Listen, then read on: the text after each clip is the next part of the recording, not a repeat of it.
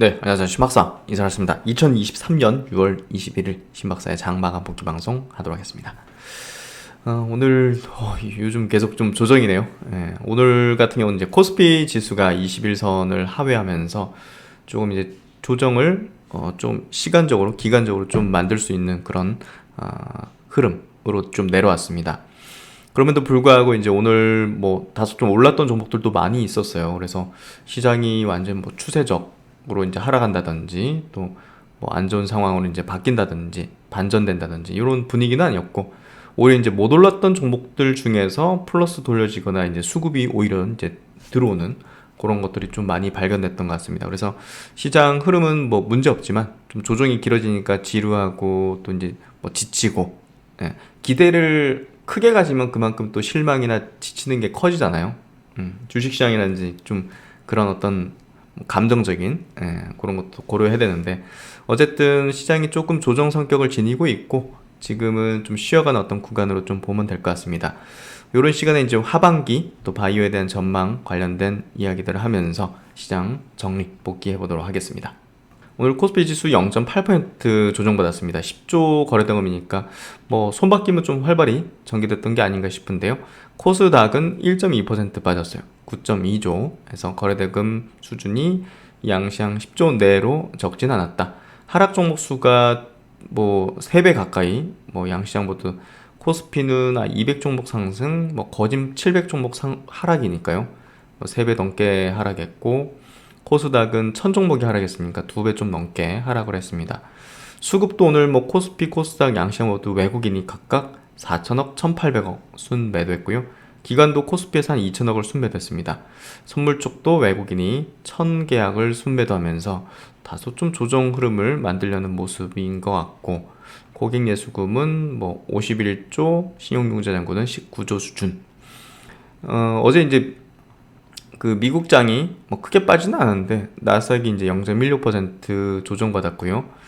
사실 이제 그 테슬라하고 엔비디아가 이제 올랐죠. 예, 그래서 이 종목이 좀 오른 부분이 가격이 좀 바뀌어 있네요. 애프터마켓 가격으로 바뀌어 있는 것 같은데요. 테슬라가 이제 어제 급등했죠.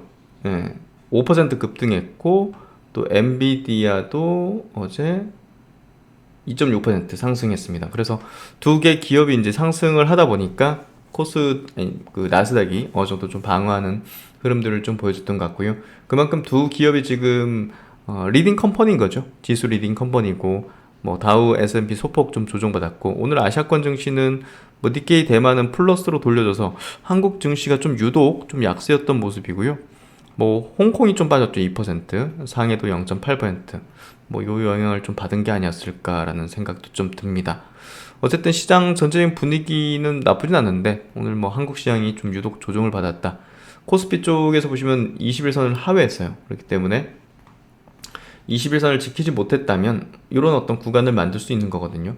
예, 그래서 이런 구간 21선을 깨면 다소 이제 뭐 깊이 조정받으면 이렇게 조정받는 거고, 그래서 21선 조정을 하루 이틀 만에 되돌려서 다시 21선 위로 못 올라오면 이거 좀 늘어지면서 또 여기 60일이라든지 이런 조정 기간을 거칠 가능성이 있다. 그렇게 내려왔고요. 코스닥은 그래도 21선을 깨지는 않았던 모습이에요. 그래서 어쨌든 코스피보다는 좀 강한 어떤 구조 흐름을 좀 보여주고 있습니다. 오늘 뭐 2차전지 업종도 0.6% 빠진 흐름이었고, 헬스케어는 1.4% 꽤나 좀 빠졌죠. 오늘 헬스케어 업종이 좀 많이 빠지는 그런 모습을 보였는데요. 어쨌든 전체적인 시장은 뭐 소폭 좀 조정받았다는 흐름으로 보면 될 것 같고, 오늘 시총 상위주들은 대체적으로 조정받았는데 현대차, 기아가 3%, 2% 강세를 띠면서 그 미래 전략, 전기차에 대한 어떤 미래 전략을 이제 오롯이 좀 발표했는데 시장에 좀 인상이 깊었던 것 같습니다. 네이버가 4% 약세였어요. 그래서 지금 네이버 카카오가 이제 많이 위협을 받고 있죠. 오늘 카카오도 2% 빠졌는데요. 카카오는 전저점 하회하는 흐름이 전개됐습니다. 이거는 AI 시대에서 사실상 이제 쉽지 않다는 거를 시장은 조금 반응하는 것 같아요. 그동안은 검색으로 또 모바일에 이제 강자로서의 네이버 카카오의 어떤 위상을 시장을 좀 바라봤는데 AI의 등장과 함께 그쪽에서는 상당히 뭐 미국 기업이 뭐 앞서가고 독점력을 보이다 보니까 그런 부분이 작용한 게 아니었을까라는 생각이 좀 듭니다. 코스닥 쪽에서는 그나마 그래도 에코프로하고 에코프로 BM이 약법 정도로 방어하면서 지수의 어떤 낙폭을 좀 줄였는데요. 뭐 다 빠졌어요. 다 빠졌는데 뭐 WCP 그리고 루닉 같은 기업이 플러스 내면서 모멘텀을 갖고 있는 종목 몇 개가 올랐고 코스닥은 뭐 거의 대부분 빠지는 흐름이었네요 보니까. 그래서 코스닥이 좀 많이 빠진 어떤 흐름이었고, 뭐 로봇주들 같은 경우는 이제 V원택이라든지 뭐 티라요텍 같은 또 물류 자동화 로봇 이쪽으로는 좀 강세였는데 또 다른 로봇주들은 또 약세였습니다. 그래서 종목별 차별화가 심했고, 자율주행 쪽에서는 HL만도가 6% 상승해 현대오토에버도 2% 상승했습니다. 그래서 지금 보시면 종목별 흐름으로 좀 가는 그런 모습이기 때문에 전체 업종의 이제 흐름에서 좀 벗어나거나 오히려 이제 저가 수급이 들어오는 종목들을 우리가 좀 중요하게 볼 필요가 있을 것 같습니다. LS도 플러스를 내줬고, 뭐 제우스 같은 또 반도체 쪽의 기업은 신고가 위치까지 올라오는 그런 모습을 이제 보여줬습니다. 그래서 종목별 흐름으로 지금 가는 그런 분위기, 모습이고요. 사실 2차전지 종목들이 이제 조정을 오늘 좀 받았지만, 뭐 이제 하나기술 같은 또 장비주라든지 뭐 SKI 테크놀로지, 뭐 WCP 같은 또 분리막 회사들은 상승을 보였죠. 또 SKC 같은 경우도 동박에서로 플러스를 보였는데요. 이런 것들이 이제 종목별 차별화 어떤 흐름으로 전개되고 있다. 이렇게 좀 해석하면서 보다 더 이제 우리가 또 스터드의 어떤 깊이를 높일 필요가 있지 않을까 생각이 됩니다. 오늘 외국인 기관 동시 순매수 쪽 보면요. 오늘 뭐 특징적이진 않을 것 같은데, 야, 이게 ETF 쪽? 하여튼 뭐 현대차, 기아가 이제 현대 롯데과 함께 뭐 지금 현대차 그룹주들이고 관계사들 HL만도까지 플러스 수급이었고, 현대위아도 이제 껴 있습니다. 현대 오토에버 이렇게. 코스닥으로 넘어가면 이제 반도체 기업들의 중심인데요. 그래서 오늘 시장 조정에도 불구하고 반도체 업종의 저가 수급이 강했기 때문에 오늘 순매수 들어온 요 종목들을 좀 중요하게 보시는 게 필요할 것 같아요. 원익 QNC라든지 원익 머티리얼즈, 이오테크닉스, 뭐 TSE, 뭐 이런 기업들, 자람 테크놀로지도 바닥권 탈출하는 모습들을 보여주는 것 같고요. 또 이제 2차전 쪽에서는 뭐 하나기술, 또 성우하이텍, 요 현대차 그룹주 관계사죠. 성우하이텍, 뭐 이런 기업들 움직임이 좀 좋고, 그린 아모그린텍도 플러스, 이렇게 좀 보여줬던 것 같습니다. 그래서 수급은 오늘 뭐 반도체 쪽 2차전지 일부 종목들 요 중심으로 좀 들어온 것 같고요. 일단 조정 구간인데 뭐 조정이 뭐 그렇게 깊게 나타날 그런 이유까지는 없을 것 같고요. 어쨌든 지금 구간에서 플러스 수급 또 저가 수급이 강하게 들어오는 종목들을 유념해서 볼 필요가 있을 것 같습니다. 오늘 뭐 이슈 체크는 바이오 쪽 한번 짚어보도록 하죠. 이번 시간은 바이오 업종에 대해서 하반기 전망을 해보는 그 리포트들을 한번 체크해 보도록 하겠습니다. 최근 연속 3일 정도 이제 시장 조정을 좀 받고 있죠. 뭐 큰 추세 변화는 없는 흐름이지만 뭐 이런 쉬는 구간에서는 또 하반기를 준비하는 뭐 그런 전략들도 우리가 좀 중요하게 할 필요가 있을 것 같습니다. 뭐 시세를 계속 쳐다보고 있으면 그 시세에 매몰되거나 또 이제 먼 큰 그림의 하에서 이제 보지 못하는 우를 범할 수 있기 때문에 뭐 그런 구간에서 또 이제 스터디를 또 집중적으로 하고 이런 것들이 좀 필요하지 않을까 싶고요. 지금 가격적인 메리트는 바이오 업종이 제일 좋다라는 이제 이야기들을 계속 드리고 있는데요. 각 증권사별로 이제 하반기 좀 중요한 모멘텀들은 좀 의견이 모아지는 것 같은데 그 관련된 이야기 한번 들어보도록 하죠. 다올 투자증권 리포팅인데요. 올해 상반기 제약바이오 업종 경기 침체, R&D 모멘텀 부재로 작년 이어서 이제 부진한 투자 흐름을 보였다. 바이오 업종이 이제 올해 상반기도 그렇게 이제 뭐 개선되진 않았죠. 그래도 이제 셀트론 그룹주들 뭐 바닥을 뭐 확인하고 이제 다소 올라왔고, 또 이제 미용 덴탈주들은 추세를 더 강화시키는 흐름으로 이제 어느 정도 이제 엑시트하고자 하는 어떤 그런 시세까지 오게 된 것 같아요. 그래서 이제 뭐 신약주나 이제 다른 바이오주들이 이제 하반기에 움직일 여건이 점점 만들어지고 있고, 특히나 이제 금리가 이제 가장 중요한 또 업종의 이제 포인트인데 결국 이제 금리가 이제 정점을 찍는 분위기, 그리고 이제 매크로 환경이 조성되고 있기 때문에 이런 환경 하에서는 하반기로 갈수록 이제 바이오 업종에 대한 어떤 긍정적인 뭐 이제 센티라든지 모멘텀들이 발생될 걸로 봅니다. 지금을 보면 바이오 안 좋죠. 근데 우리가 주식이라는 거는 향후를 내다보면서 하는 거지, 지금만 보면서 하면 군중과 똑같은 행동을 할 수밖에 없어요.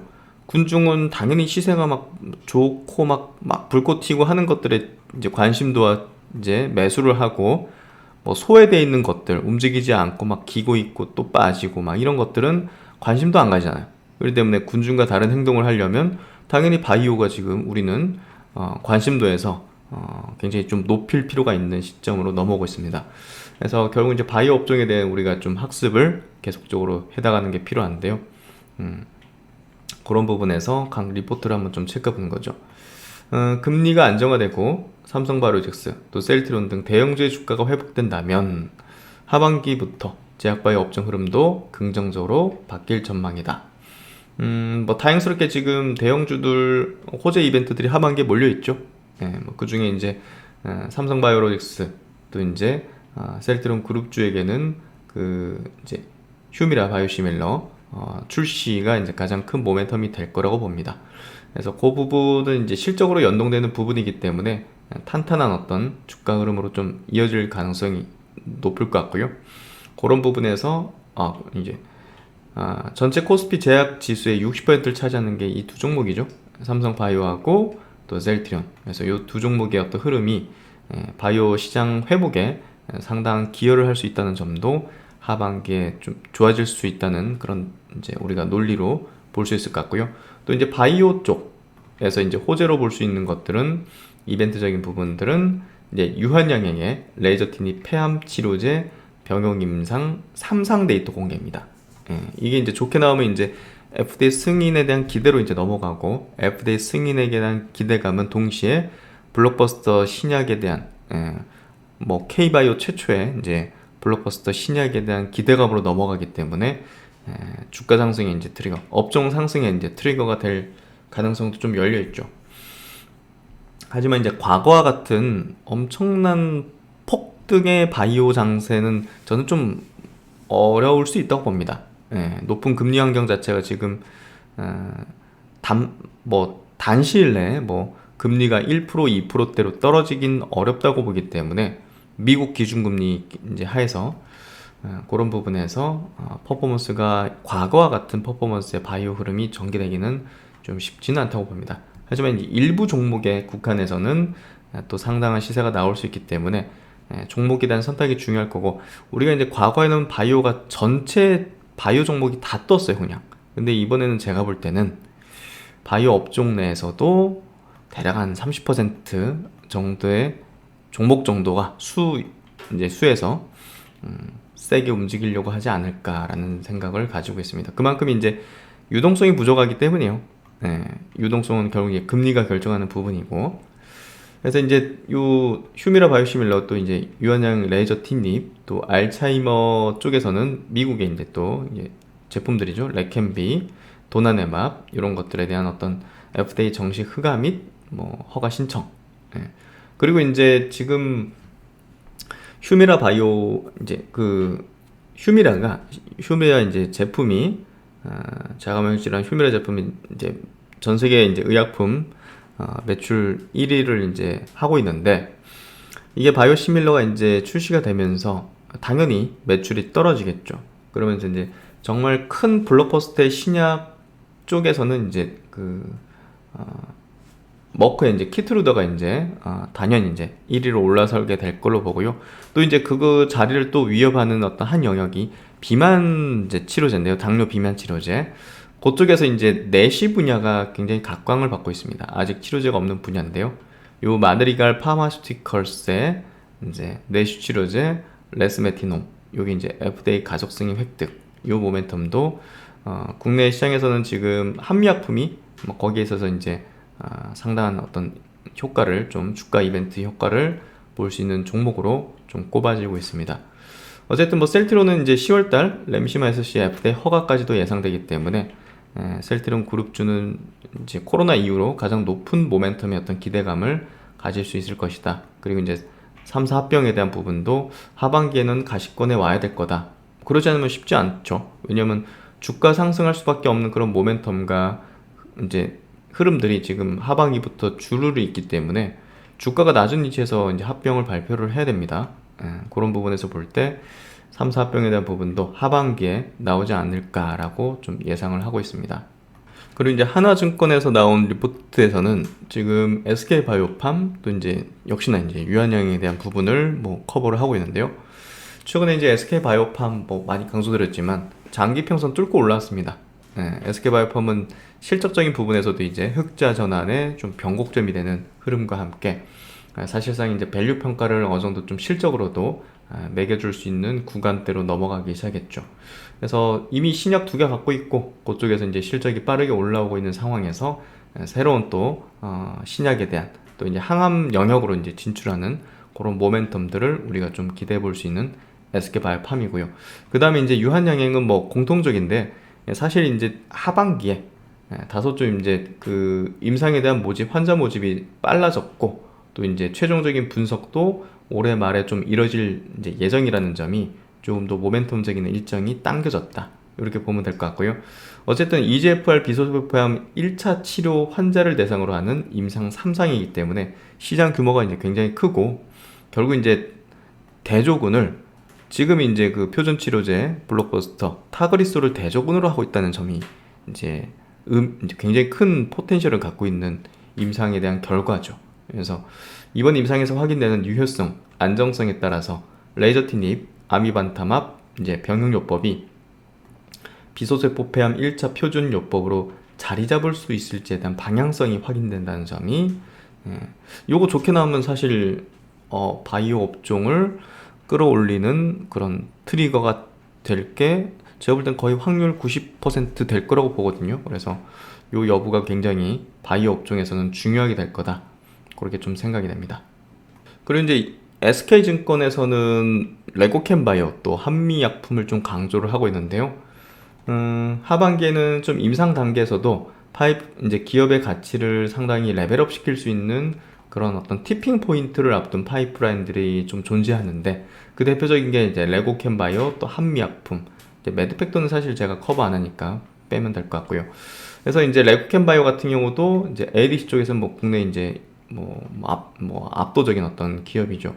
그래서 6월달 아스코 통해서 이제 임상 1상 중간 데이터를 담은 포스터를 발표할 예정이다. 이 리포트는 이제 아스코 전에 이제 발표됐던 부분인데요. 아스코 이제 결과가 굉장히 좀 의미가 컸습니다. 그래서 레고캠바이오는 추가적인 기술 이전이 좀 가능하지 않겠는가. 뭐 개인적으로 생각할 때도 지금 주요 신약 업체들 중에서 추가 기술 이전의 가능성이 가장 높은 기업으로 좀 꼽고 있고요. 그만큼 이제 에너2 이제 그쪽에서 ORR 이제 객관적 반응률이 상당히 좋게 나왔죠. 그래서 에너2 대비해서도 상당히 좋게 나온 어떤 임상 결과를 바탕으로 추가적인 기술 이전 가능성을 굉장히 높이고 있다. 이렇게 좀 해석할 수 있을 것 같고요. 특히나 이제 중국 파트너사인 이제 포순제약은 2상 없이 바로 3상으로 진입했다는 점이 뭐 사실 굉장히 좀 퍼포먼스 높게 바라보고 있는 어떤 결과라고 생각이 되고요. 그리고 이제 한미약품인데요. 내시 치료제 중에서는 국내에서는 한미약품이 가장 이제 앞서 있고 기대를 많이 가지는 또 MSD로 이제 기술 이전했다는 측면도 감안해서 사실 내시 쪽의 국내 대장주는 뭐 한미약품이다.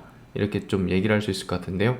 어쨌든 올해 이제 계속적으로 임상에 대한 발표들 또 이제 하반기 2비상 개시를 목표로 하고 있는 부분도 우리가 좀 이제 이 기업에 대한 중요도를 좀 높이고 있는 포인트라고 볼 수 있을 것 같습니다.